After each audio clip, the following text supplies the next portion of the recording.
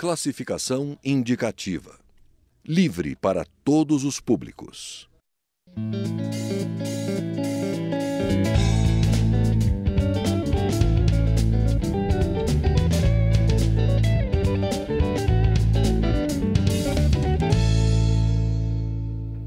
Olá. A análise pelo Congresso Nacional do processo de impeachment contra a presidente da República, Dilma Rousseff, foi interrompida por uma decisão do Supremo Tribunal Federal. Discordando dessa decisão, 3 frentes parlamentares, entre elas a da Agricultura, elaboraram uma nota de repúdio a essa interferência do STF. Na quarta-feira, a Procuradoria Parlamentar apresentou parecer em que concorda com as reclamações das frentes. E é sobre isso que a gente conversa agora com o deputado Osmar Serralho, do PMDB do Paraná. Deputado, bem-vindo à Palavra Aberta, é uma honra para a gente ter o senhor aqui. Prazer é meu.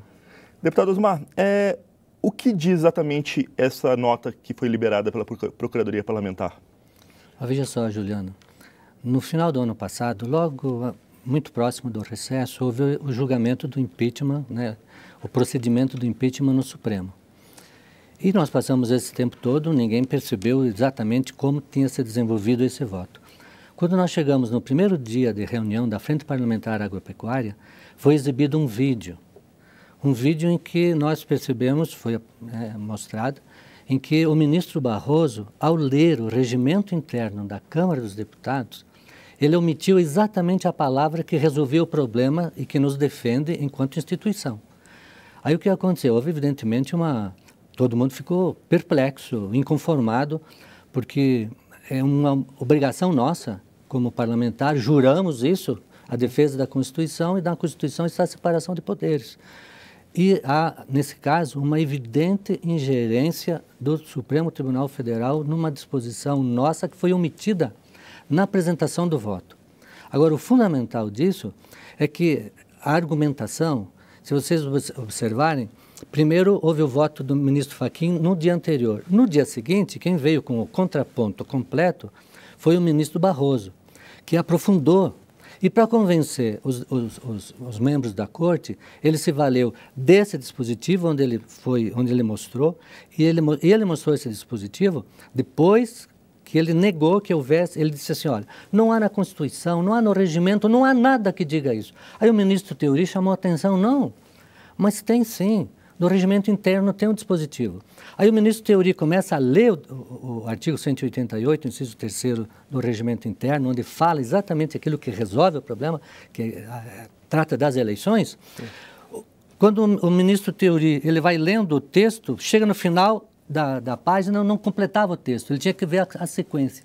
Nesse momento, o ministro Barroso retoma a palavra e começa a ler de novo, e quando chega no ponto fulcral, ele omite a leitura. Isso chocou todo mundo. Aliás, eu gostaria que passasse o vídeo, que daí a população vai perceber como nós ficamos chocados quando nós observamos a forma como na Casa Maior, imagina, a Suprema Corte do Brasil, apreciando uma questão que é das maiores que se possa imaginar, nós estamos analisando o procedimento de cassação de um presidente da República, então o maior zelo possível. Aí, de repente, esse texto foi ocultado inexplicavelmente. Vamos assistir.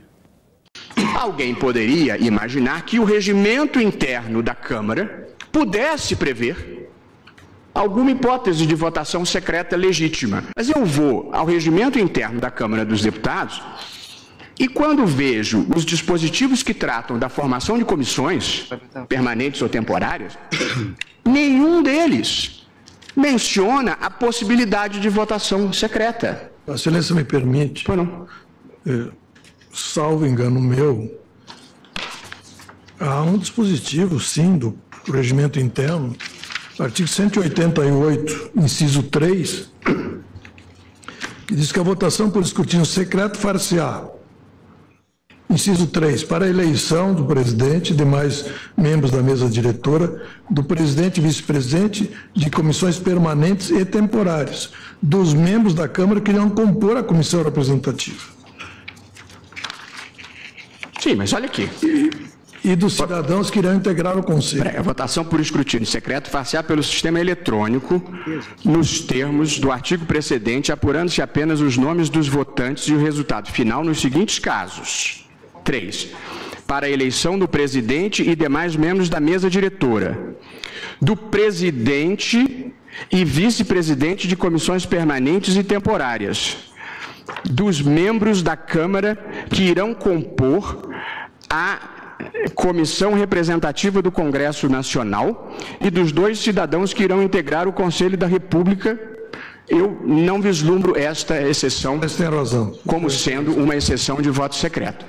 E considero, portanto, que o voto secreto foi instituído por uma deliberação unipessoal e discricionária do presidente da Câmara no meio do jogo.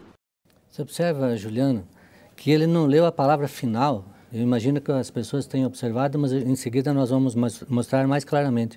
A palavra "e nas demais eleições", porque o texto dizia assim, na eleição de tal situação, na eleição, e nas demais eleições. Sim, esse texto todas. Que ia ser todas, aliás, e por que todas? Porque na Constituição anterior, isso é muito remarcado, no artigo 43 da Constituição de 46, dizia o seguinte, que na Câmara dos Deputados será secreto o voto nas eleições.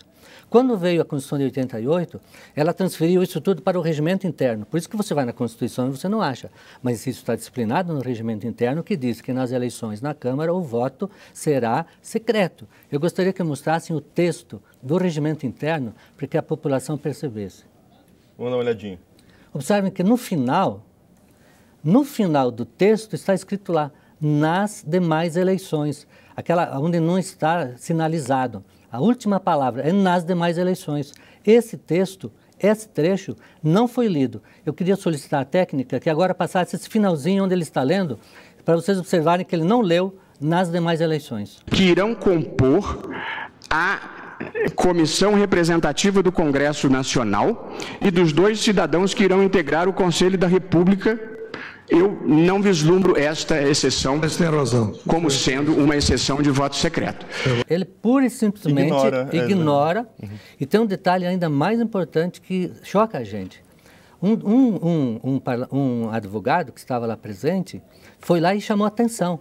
Vamos passar, é bem curtinho, esse vídeo do advogado chamando a atenção.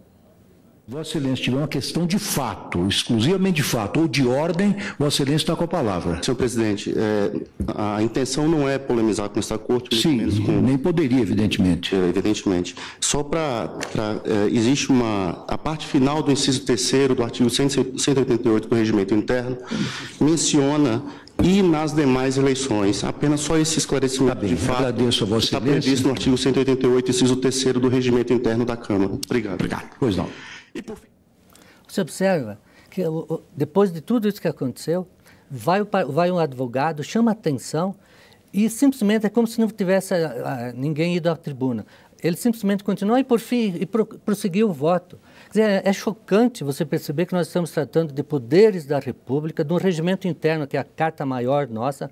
O Supremo, para você ter uma ideia, nunca admitiu. Quando a Câmara, aqui, para dar um exemplo, por favor, quando a Câmara votou que mudou o Código de Processo Civil, dizendo que a sustentação oral do advogado lá no Supremo seria depois do voto do relator, nós mudamos isso no Estatuto da Ordem, no CPC, o Supremo declarou inconstitucional porque nós estávamos invadindo a área do regimento deles.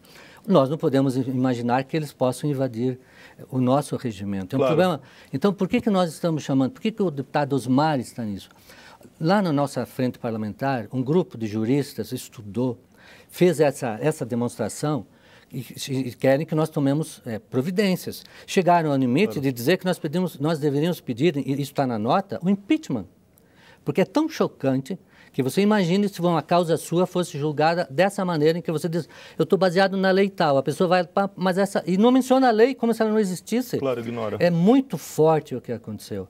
É muito forte. O Paulo Brossard, no julgamento do Collor, ele tem onde ele chama isso de um sacrilégio, ele chama assim, é um sacrilégio a interferência do Supremo no Poder Legislativo. Eu diria que nós estamos assistindo isso. É claro que não queremos levar ao limite do que possa acontecer, mas a gente precisa mostrar que o Poder Legislativo não admite que ele seja menosprezado, menoscabado, minimizado em sua competência, como isso aconteceu. E o forte, Juliano, o que a gente também fica surpreso, as pessoas poderão depois consultar isso, é que além de essa ocultação, ainda foi usado o seguinte argumento: não, nós estamos julgando aqui exatamente como se julgou no caso Collor. Eu lembro dessa questão.